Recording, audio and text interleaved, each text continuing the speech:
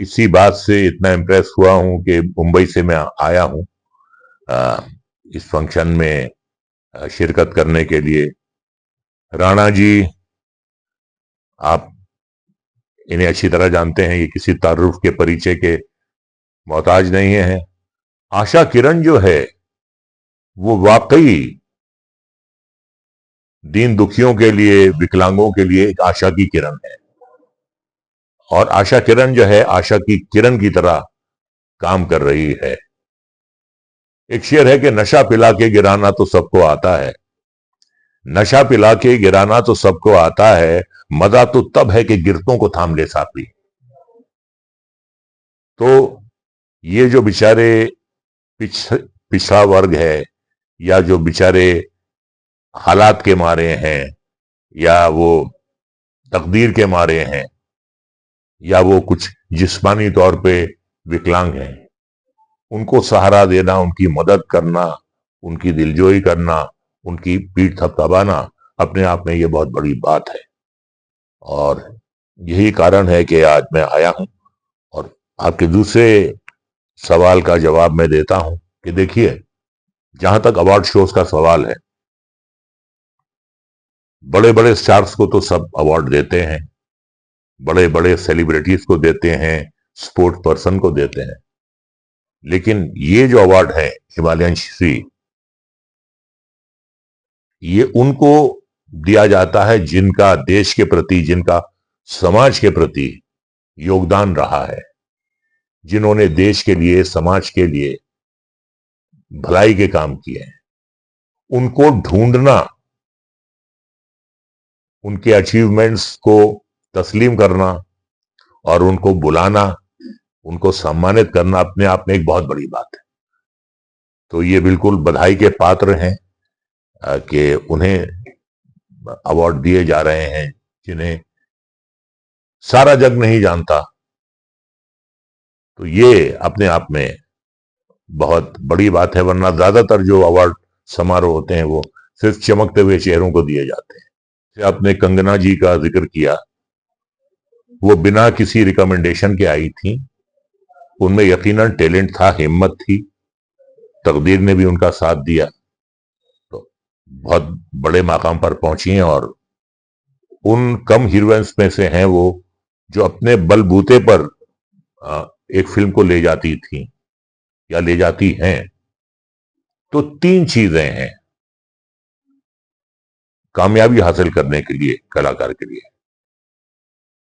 पहली बात तो यह है कि आप में टैलेंट होना चाहिए, टैलेंट के बिना कुछ नहीं होता, सलाहियत होनी चाहिए। दूसरी बात यह है कि आपको बहुत मेहनत कश होना चाहिए, हार्ड वर्किंग होना चाहिए। बिना मेहनत के, बिना हार्ड वर्क के कुछ नहीं होता। और तीसरी जो सबसे अहम चीज है, इंपॉर्टेंट चीज है, वो आपकी तकदीर है। There is a saying in English that ability without opportunity is a big zero.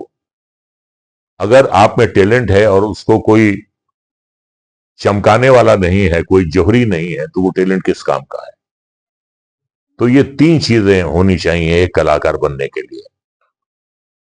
फिर अगर ये तीन चीजें, देखिए, लक इंसान के इख्तियार में नहीं है, वो ऊपर वाला जब मेहरबान होता है, उसका हाथ सर पर होता है, तो इंसान के दरवाजे पर तकदीर आकर दस्तक देती है।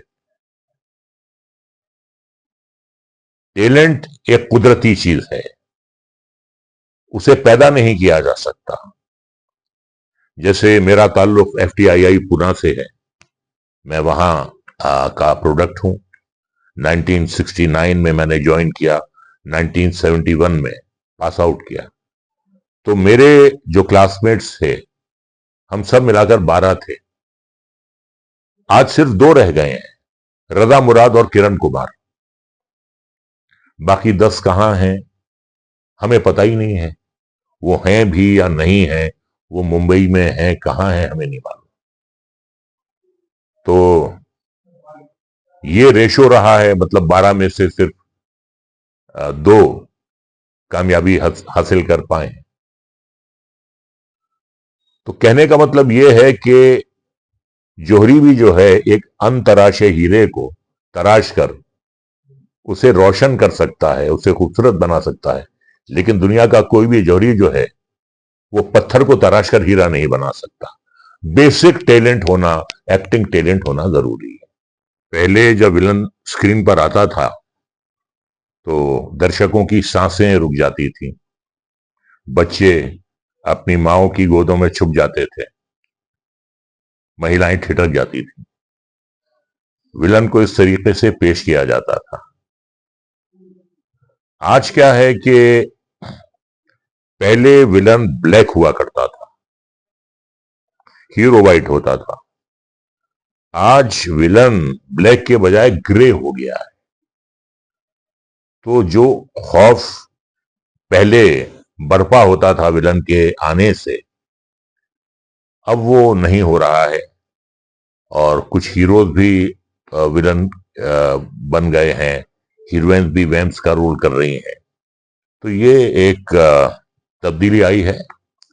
अब ये तब्दीली सही है या गलत है, इसका फैसला तो जनता करेगी। लेकिन जो आपने सवाल किया, मैं बिल्कुल उससे सहमत हूं कि जो पहले विलन के आने से एक हंगामा बरपा हो जाता था, आज नहीं है। वो स्टेशन नहीं है विलन की, वो डोमिनेटिंग पर्सनैलिटीज नहीं है जो पहले हुआ करती थी। प्राण साहब हुए, अजीत साहब हुए, प्रेम चोपड़ा हुए, शत्रुघ्न सिन्हा, विनोद खन्ना ने भी रोल्स किए हैं पहले विलन्स के, ओमपुरी ने भी किए हैं। तो अब सिचुएशन जो है वो बदल गई है। अब जैसी भी सिचुएशन है, जैसी भी परिस्थिति है, उसका हमें स्वागत भी करना है और सामना भी करना है। ये आज जो हमारे लिए एक एडवांटेज है, इतने मूवी चैनल्स खुल गए हैं, वो फिल्में बार बार मूवी चैनल्स पे दिखाई जाती हैं, आज की पीढ़ी भी देखती है। और देखिए, किशोर कुमार को गए हुए 35 साल से ज्यादा हो गए हैं, लेकिन आज भी किशोर कुमार सबसे लोकप्रिय गायक हैं। नई पीढ़ी ने तो कभी उन्हें सुना नहीं, लेकिन क्योंकि उनके गाने आज भी रेडियो पर आते हैं, आज भी टीवी पर आते हैं, तो आज सबसे लोकप्रिय जो पारुषी गायक हैं वो किशोर कुमार हैं। तो ये एक एडवांटेज जरूर है हमारे साथ कि हमारी पिछली फिल्में जो हैं वो बार बार मूवी चैनल्स पर दिखाई जाती हैं और नई पीढ़ी भी देखती है। हमें उतना नहीं जानती जितने के उनके माँ बाप जानते हैं, उतना नहीं जानती है, लेकिन फिर भी जानती है। आपके राज्य की खबरें, आपके शहर की खबरें सबसे पहले जानने के लिए देखते रहें अमर उजाला। चैनल को सब्सक्राइब जरूर कर लें और पाएं हर अपडेट।